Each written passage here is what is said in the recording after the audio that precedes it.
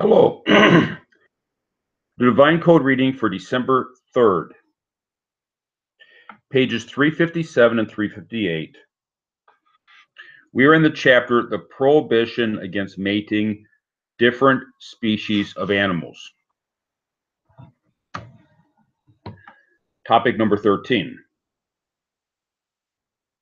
Similarly, now the last topic was discussing mules that are either the offspring of a male horse and a female donkey, or a male donkey with a female horse, and they're different based upon the combination of parents. And if the mule, kind of silly, but if the mule were to be mated, which doesn't produce offspring, but if it were to be mated in a physical sense, it would be permitted if both parents are the same for the if the mixture between the parents, if the horse father and a donkey mother, or vice versa, they would have to be the same combination in order to be permitted mates with the children, with the mule. It would not be permitted a case of a male father, female donkey mule with a male donkey and a female horse creating a mule. That mating would not be permitted. It goes with the parents, which side the parents are as to the resulting species. So there's actually two different species of mule, according to that. Similarly, the offspring of a cross-mated goat and deer, a deer goat. We use deer goat for the hybrid offspring of a deer and a goat, which some sages identified with the name koi in Hebrew.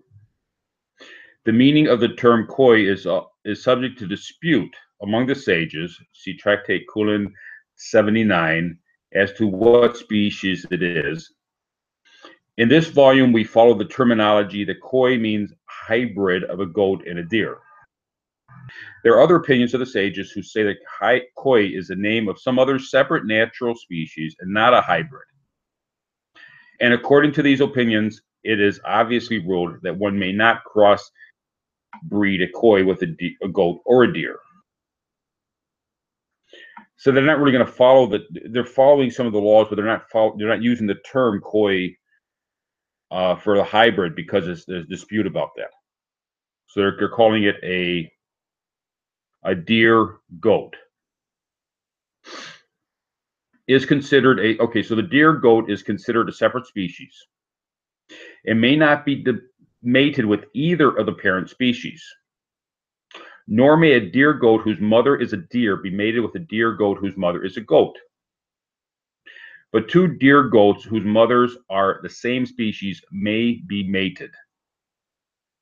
There is a doubt as to whether the mothers of two deer goats are of the same. If there is a doubt as to whether the mothers of two deer goats are the same species or not, these deer goat may be mated.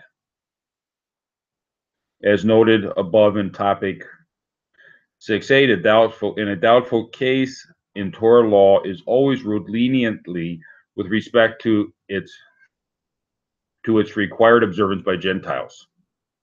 In the cases discussed here, it appears that the sages did not know the identifying signs for deer goat hybrids, the same species of mothers, although they did know the sign for mules, which are horse donkey hybrids. So there's telltale signs regarding a mule. At least there was known to the sages. There's not telltale signs that we're aware of known to the sages regarding deers and goats. Therefore, if there's a doubt, it's allowed in the case of non-Jews. Whereas a Jew, tends to go more towards stringency. For a non-Jew, the doubt goes towards leniency. Similarly, the concepts only apply to a hybrid from a sheep and a goat, or similar concepts apply to hybrids from sheep and goat, or other two species of cross-mated parents. So any case where we have cross-mated parents, that means parents of two different species that are able to produce offspring. Those offspring would follow the pattern that they cannot be remated with their parents' species, and they can only be mated with ones that have similar. They speak of similar mothers, which, because it's a crossbreed, would also mean that they would have similar fathers, but not one that has dissimilar parents. That's a principle that just would apply across the board. Topic number 4. Tosefta Kilium, chapter 5. Okay, the topic number 14. The following principle applies when an animal gives birth to an offspring that resembles other species. That is, offspring from a horse that resembles a donkey, and offspring of a donkey that resembles a horse. Even if it is possible that the mother could have conceived from a union with the species of the offspring resembles. Unless one is certain that such a union took place, he does not need to be concerned with this. Rather, the questionable offspring may be considered to be of the same species as the mother for the purpose of determining what animals are permitted to be mated with it. So if we see a offspring of a horse that looks like it's probably a mule,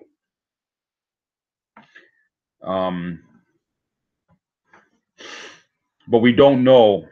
We don't have any certainty that the mother may have mated with a donkey to produce the mule. Therefore, it's assumed that even if it looks like a mule, it's assumed that it's a horse. It follows the mother, unless there's an awareness that the cross mating had occurred, and that would also be Tosefta Kilium, chapter 5. How does the above apply? When we are certain that this mother bore the offspring. So we saw the offspring being born. It's not it would have to be noticed that the offspring, that this offspring this fowl came from this mother, the mother horse. However, the fact that we find a young animal that is dependent upon an adult female animal, and even if this adult female is nursing the young animal, is not in itself sufficient proof that the adult female is the biological mother of the animal. Rather, the young animal could have been adopted by this female, which is acting as its mother. Hence, in such an instance, we may assume the species of the offspring according to its appearance. So if we actually are aware that the fowl was born by the mother, if that's known, then it's assumed to follow the mother. If it's not known and it appears to be a mule or even a donkey that's nursing from the horse or whatever mixture of species we're talking about, if we see that well, we don't know for sure that the fowl was from the offspring was from the mother. It could be just a loose animal that is being, the mother is being motherly towards an animal that's not its own species. Then we go based upon how the animal appears to be. It appears to be a donkey, then we would say that it is a donkey, even if it's nursing from a horse. Topic number 15.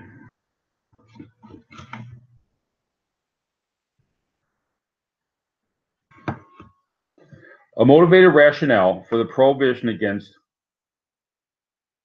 I'm sorry. The footnote for the appearance being the significant factor. Rambam, Laws of the Forbidden Foods, Chapter 1, and Laws of Entities Prohibited to be Offered on the Altar, Chapter 3.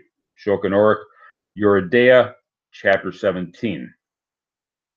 sorry, chapter 71. So we're learning this from other halakkas that would apply to the Jewish people as to how the Jewish people would determine the species of an animal, which is very important in the cases of what a Jew is allowed to eat and what a Jew is allowed to take before the altar.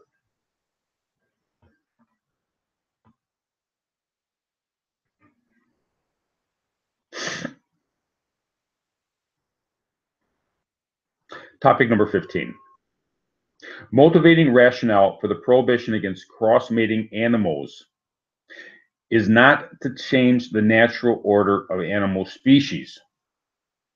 Rambam on Leviticus 19:19. So the rationale, the reasoning here is that we're not allowing cross-mating, is that we're not allowed, and this also goes in the next, tomorrow's reading, the prohibition against grafting different species of fruit trees. We're not to change the natural order of a species. Now, the Jewish people also have laws regarding not mixing seeds because the roots can get mixed up. That does not apply because it doesn't according to the halakkas, it does not change the species as far as the concern for non-Jew. For the no-hide laws, the mixing of seeds is okay. But the grafting of trees and especially the cross-mating of species is forbidden, in that it changes the natural order.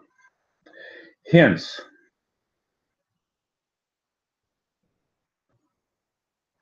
for two separate species which can crossbreed, it is also forbidden to inject sperm from one species into the womb of a female of another species, as artificial insemination. See Minchot Shlomo, Volume 3, Chapter 98, and see footnote 267 below.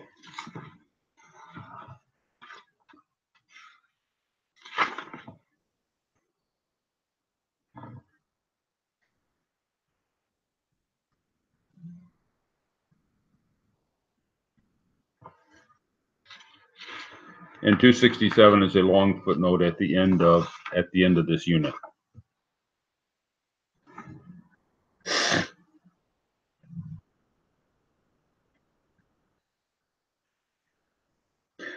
Or to produce hybrid species in the laboratory vessel using sperm from one species or an egg from another species. So that's based upon the understanding that the reasoning behind not allowing the cross-mating of species. Now, there's two different aspects. One is the aspect of the actual mating, which is on the surface, that's the prohibition. The reasoning being that causes a new species is connected with it. It's the tom of the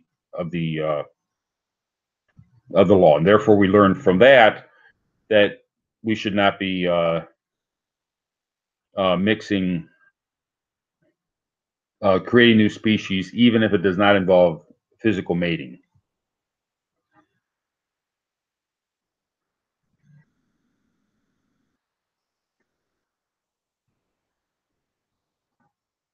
If one transgresses and produces an animal from this cross-insemination, it is ruled to be a hybrid. One may only breed with it a like species of hybrid, and all other precepts regarding hybrids apply to it as well.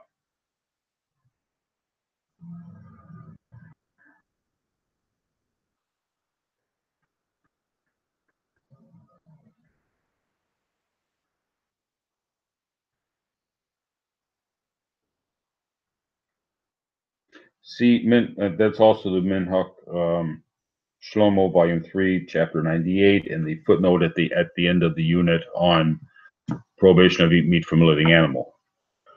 So in cases of artificial insemination or in vitro fertilization, the there's still a knowledge of mother and father. How this would work in the area of gene splicing, I would not know. And it doesn't appear that the divine code goes into that. That's a newer technology that we would probably follow however the rabbis judge regarding Jewish halakha. That would be my assumption from what it appears to be here. And that's probably still being discussed as the technology is still developing. Topic number 16.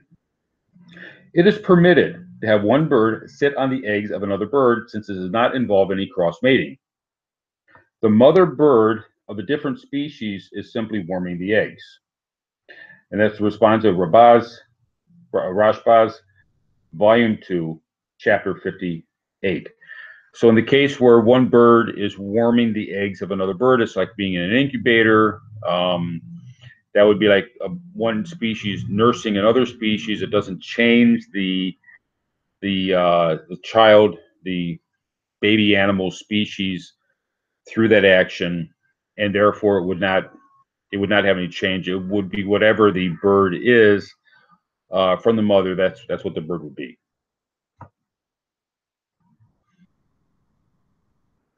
Thank you.